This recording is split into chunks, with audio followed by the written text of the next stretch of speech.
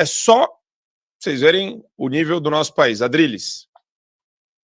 Deputado, eu fico imaginando, fico projetando o seguinte: se houvesse uma ditadura do judiciário de direita, eu fico imaginando Lula, lideranças de esquerda, governadores de esquerda, todos se unindo em uníssono, numa só voz, dizendo: a gente quer que acabe essa ditadura e a gente quer o impeachment de um ministro abusador de direita. Aconteceria isso fatalmente. Por que eu estou te falando, fazendo essa projeção? Porque eu queria fazer uma questão que é o seguinte. O senhor fala, e eu concordo plenamente, eu reitero minha concordância aqui com o Marco Antônio todo dia. Não vai acontecer nada se não houver o impeachment do ministro abusador Alexandre de Moraes. Agora, o que eu vejo, que eu admiro no trabalho do senhor, do Nicolas, do Gustavo Gaia, eu não vejo em demais senadores, eu não vejo em governadores eleitos pela direita, como Tarcísio Gomes de Freitas, como Romeu Zema, como Jorginho, como Caiado. A minha pergunta é, primeiro, se houvesse essa união em uníssono de uma pauta única, é simples.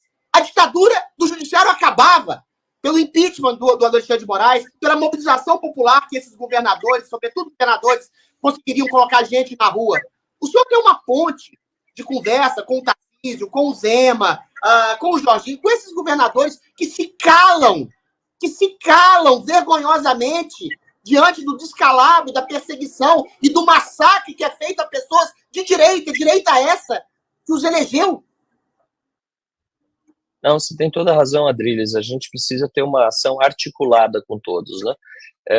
Eu tenho mais acesso, eu tenho também com o Tarcísio, tenho com o Jorginho, claro, foi um ministro do governo Bolsonaro, né, no mandato passado, então muitas pautas aqui na Câmara dos Deputados eu ajudei ele a aprovar e tinha contato próximo. Com o Jorginho, era senador, aqui também tinha contato, mas obviamente que por ser do meu partido, o Romeu Zema é com quem eu mais falo e mais me encontro, e ele tem completa consciência do tamanho do problema que nós estamos enfrentando, e recentemente, numa entrevista, inclusive, falou da perseguição ao Bolsonaro, né, que estava sendo feito pelo Supremo Tribunal Federal, e ele foi bastante criticado por muita gente da imprensa e não deu a menor bola, né?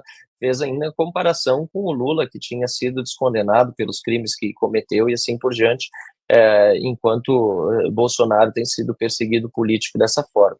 Eu entendo, sim, que a gente precisa ter mais ação de governadores, mas começa pelo Congresso Nacional. E eu entendo que a janela se abre agora, depois dessa eleição. Eu confesso, mesmo no meu caso, que é um caso que deveria ter amplíssima repercussão, teve uma repercussão grande, é verdade, mas teria muito maior se os deputados estivessem aqui em Brasília. Ninguém viu uma coletiva aqui no Salão Verde para tratar desse caso do fim da imunidade parlamentar. A gente está vendo para fazer isso na semana que vem, quando voltarem as sessões do Congresso. Então, entendo, Adriles, que nós temos que ter uma articulação muito melhor da oposição a partir do fim das eleições municipais. Nós já conseguimos grandes resultados nessas eleições municipais, a gente não pode esquecer isso, né? Então, teve um curso de falta de articulação, eu diria, para a nossa oposição, por estar todo mundo muito focado no município, mas a gente conseguiu vencer em muitos locais que nem imaginava. Bom, você, inclusive, é exemplo disso pela tua eleição, e parabéns. Nós tivemos, então, grandes resultados municipais, e agora, passado o período de eleição, eu entendo que nós, deputados e senadores, que somos aqueles que devem liderar esse processo, é quem realmente tem o poder da voz, que, apesar de sermos perseguidos hoje, a capacidade de perseguição sobre alguém que é deputado federal é muito menor do que sobre quem está no poder executivo, né, que depende muitas vezes de articulações em Brasília, pode sofrer retaliações. Então nós temos que começar esse movimento, liderar aqui na Câmara e no Senado e trazer os governadores juntos. E no momento que estiverem todos juntos, eu concordo 100% contigo, isso tem que acontecer rápido. Não tem mais saída para os abusadores, porque eu entendo que essas pessoas todas, sim, têm absoluto potencial de estar do nosso lado, os governadores que você citou, deputados e senadores, claro, ainda mais os que estão na oposição, prefeitos de grandes cidades, muitos que vão ter sido eleitos agora nessa eleição, mas nós precisamos puxar essa frente, passar do período eleitoral, e contem comigo para colocar isso como absoluta prioridade daqui para frente, depois de passar desse segundo turno. Tem mais um superchat, deputado do Mirko, que é um um ávido aqui, frequentador do nosso Superchat, Mirko Fonzag. Bom dia, amigos. Marcel, queria deixar aqui minha admiração que tenho por você, pela sua coragem, enfim, sua determinação. Saiba que você tem o apoio dos brasileiros de bem. Se trata de pelo menos 70% da população brasileira. Obrigado, Mirko, pelo superchat. Deputado... Obrigado, Mirko. Eu queria fazer uma derradeira pergunta sobre esse contexto todo. A gente está vendo no Senado a costura do Alcolumbre como o próximo presidente do Senado, e todas as sinalizações se dão, o namoro, né, do Alcolumbre é com o STF e com o Lula, igual o namoro do Pacheco. A gente está trocando o namorado, mas assim, continua um trisal que a gente não tem nada a ver com isso, né? Então, muita gente deposita esperança em 2026, mas o que a gente tem alertado, e o que você tem alertado é o seguinte: pode não ter uma direita em 2026 se as coisas continuarem nesse ritmo. Pois é, eu me preocupo muito com as estratégias que são traçadas. Eu entendo que existem custos de quais, né? Por exemplo, Senado. É verdade, Rogério Marinho concorreu à presidência do Senado, perdeu, e houve uma retaliação duríssima à oposição, que teve muito pouco espaço no Senado. Diferentemente do Senado, na Câmara, as coisas funcionam um pouco mais de acordo com o regimento e a proporcionalidade na distribuição das comissões. Então, aqui a gente tem uma margem um pouco maior para poder lançar uma candidatura à presidência da Câmara. Isso significa que eu concordo com a tese de que no Senado nós não devamos lançar candidato à oposição à presidência? Não concordo. Eu, como senador, teria, num primeiro turno, eu não conseguiria votar em Davi Alcolumbre de jeito nenhum para a presidência do Senado, né? Mas existe essa possibilidade de um acordo da oposição para que isso aconteça, repito, em virtude da retaliação que pode acontecer, como aconteceu 2 anos atrás. Eu sou muito mais tem gente que me critica, tem gente que não gosta, diz, mas aí não atinge resultado, a gente tem que pensar, né, em estratégia, xadrez, ou sei lá qual que é o termo utilizado. Eu sou muito mais de, olha, eu voto naquela pessoa que eu confio, o que vai me representar. Davi Alcolumbre eu não confio em me representar, e eu, se senador fosse,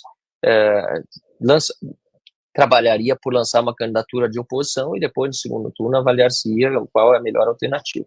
Mas, enfim, eu não sou senador, essa discussão deixa para o Senado, eu posso, no máximo, dar a minha opinião, e quem sabe, com minha opinião, alguns senadores pensarem a respeito do que farão ali no dia da eleição para presidência do Senado. Já na eleição da presidência da Câmara, aí sim eu não só posso opinar com mais propriedade, como eu sou eleitor nesse caso.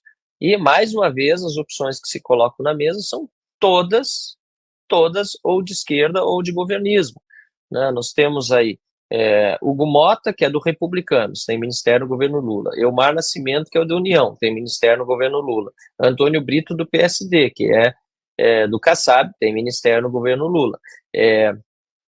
E o quarto candidato que tem falado aí a alguns, Isnaldo Bulhões, que é do MDB, não preciso nem dizer, tem ministério do governo Lula. Qual a chance de um desses ser eleito presidente da Câmara abrir um impeachment do Lula? Zero. Né? Então, eu não consigo, como membro da oposição, votar em qualquer um desses 4 candidatos. O que a gente precisa, na minha opinião, é se dar conta do tamanho que a oposição tem. Nós temos de 513 deputados entre 100 e 130 votos. Na verdade, 130. Nas votações, às vezes a gente chega em 150 até. Não é um número irrelevante, muito antes pelo contrário. Se a gente está falando de 513 deputados e 4 candidatos à presidência da Câmara, significa que com 130 votos, ainda que fosse menos de 130, 100 votos, a chance de irmos para o segundo turno é muito grande. E aí sim, se formos para o segundo turno, podemos vencer. E se não formos para o segundo turno, o nosso número de votos, a nossa articulação vai significar muito mais poder de negociação para no segundo turno e botar no menos pior. Então, na minha opinião, a oposição deveria se posicionar por lançar uma candidatura. Eu fui candidato 3 vezes, não tenho a vaidade de ser candidato uma 4ª vez.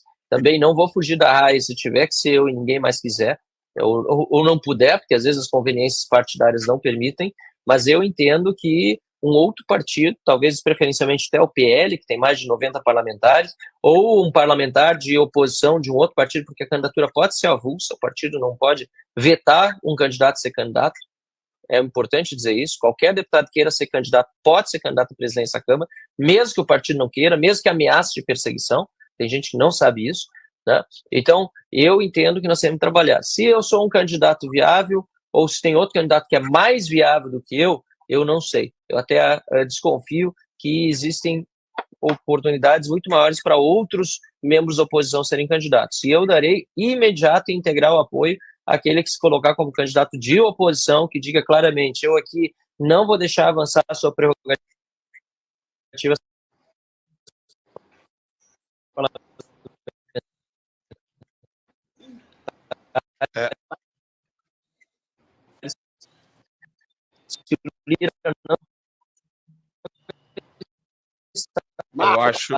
Eu acho que deu uma travadinha. Eu vou instalar, trabalhar para tias no Brasil, fazer. Quem tiver essa pauta vai ter meu apoio.